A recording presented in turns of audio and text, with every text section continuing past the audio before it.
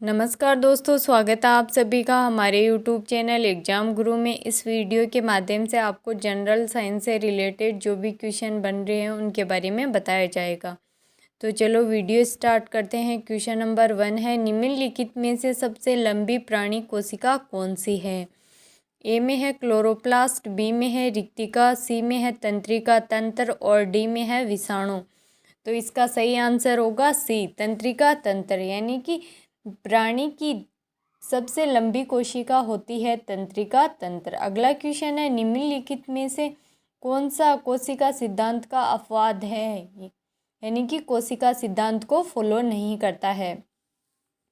ए में है विषाणु, बी में है क्लोरेला, सी में है जीवाणु और डी में है शैवाल।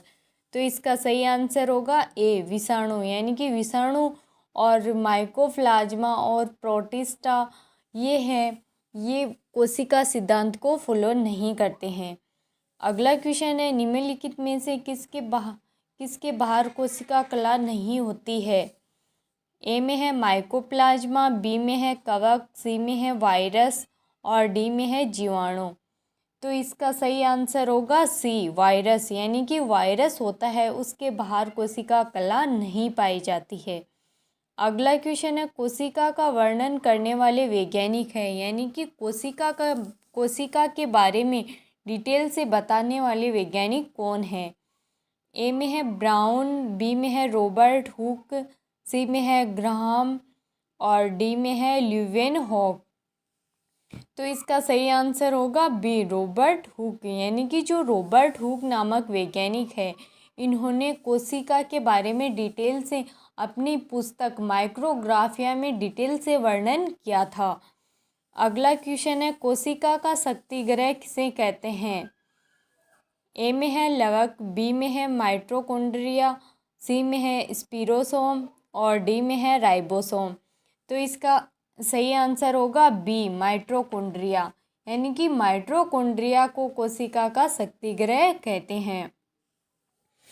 अगला क्वेश्चन है, केंद्रक विभाजन के समय एस्टर निर्माण में भाग लेने वाला कोशिकांग है, यानी कि जब कोशिकाओं में केंद्रक विभाजन की प्रक्रिया होती है उस टाइम एस्टर निर्माण करने वाला कोशिकांग कौन सा है, यानी कि जिस कोशिकांग के द्वारा एस्टर का निर्माण किया जाता है वो कौन सा है?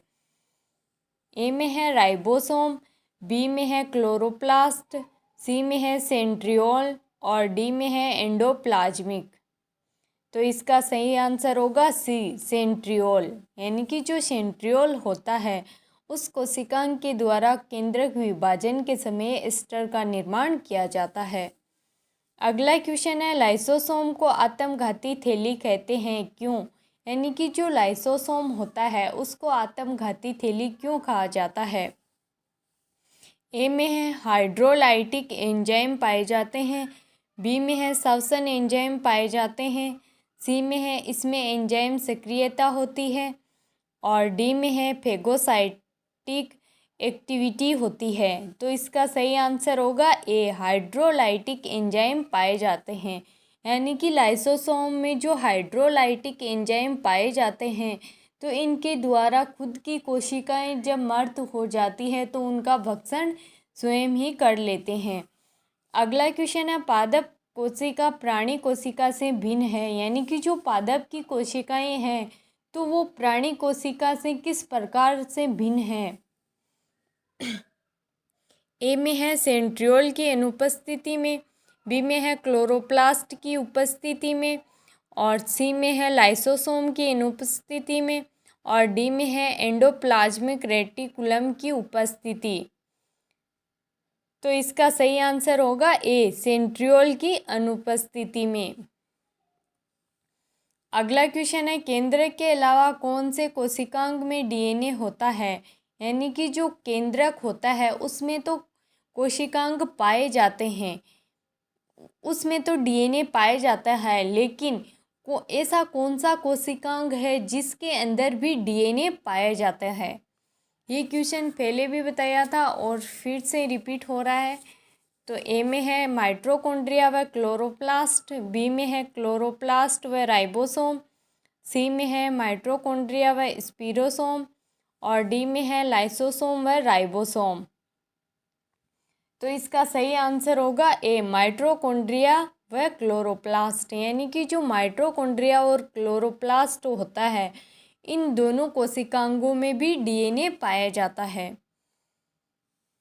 अगला क्वेश्चन है, कौन से कोशिकांग में कैटाबोलिक एंजाइम अधिक होते हैं। यानी कि ऐसा कौन सा कोशिकांग है जिसके अंदर कैटाबोलिक एंजाइम अधिक मात्रा में पाए जाते हैं। ए में है क्लोरोप्लास्ट, बी में है गोल्गी काय, सी में है परऑक्सीसोम और डी में है लाइसोसोम। तो इसका सही आंसर होगा सी, परऑक्सीसोम। यानी कि जो परऑक्सीसोम होता है उसमें कैटाबोलिक एंजाइम अधिक मात्रा में पाए जाते हैं। अगला क्वेश्चन है, प्रोकैरियोटिक कोशिकाओं में श्वसन एंजाइम, यानी कि जो प्रोकैरियोटिक कोशिका होती है उसमें श्वसन एंजाइम कहाँ पाए जाते हैं। ए में है ऑक्सीसोम के अंदर होते हैं, बी में है प्लाज्मा झिल्ली के अंदर होते हैं, सी में है माइटोकॉन्ड्रिया में होते हैं और डी में है अनुपस्थित होता है। तो इसका सही आंसर होगा बी, प्लाज्मा झिल्ली के अंदर होते हैं। यानी कि जो श्वसन एंजाइम होते हैं वो प्लाज्मा झिल्ली के अंदर होते हैं प्रोकैरियोटिक कोशिकाओं में। अगला क्वेश्चन है, प्रोकैरियोटिक कोशिकाएं यूकैरियोटिक कोशिकाओं से भिन्न होती है। यानी कि प्रोकैरियोटिक जो कोशिकाएं होती है और जो यूकैरियोटिक कोशिकाएं होती हैं, इनमें किस प्रकार से डिफरेंस होता है। ए में है केंद्रक कला की अनुपस्थिति में, बी में है केंद्रक पदार्थ की अनुपस्थिति में और सी में है प्लाज्मा झिल्ली की अनुपस्थिति में और डी में है कोशिका द्रव्य की अनुपस्थिति में। तो इसका सही आंसर होगा ए, केंद्रक कला की अनुपस्थिति में। यानी कि जो प्रोकैरियोटिक कोशिकाएं होती है उनमें केंद्रक कला नहीं पाई जाती, जबकि यूकैरियोटिक जो कोशिकाएं होती है उनमें केंद्रक कला पाई जाती है। अगला क्वेश्चन है, कौन सा कोशिकांग केवल प्राणी कोशिकाओं में पाया जाता है। ए में है क्लोरोप्लास्ट, बी में है लाइसोसोम, सी में है सेंट्रियोल और डी में है कोशिका भित्ति। तो इसका सही आंसर होगा सी, सेंट्रियोल।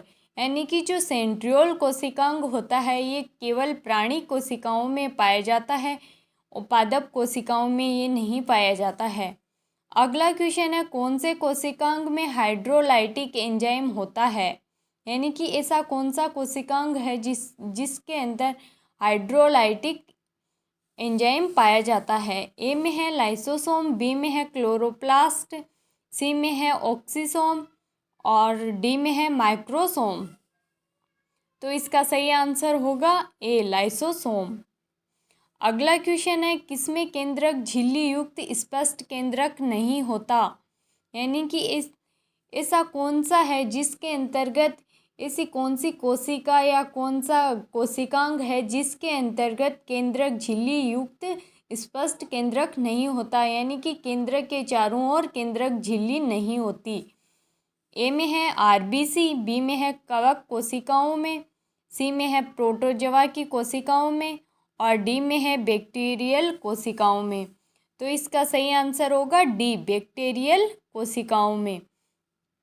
Thank you. आप सभी को वीडियो अच्छा लगे तो लाइक शेयर एंड सब्सक्राइब करें और कमेंट अवश्य करें।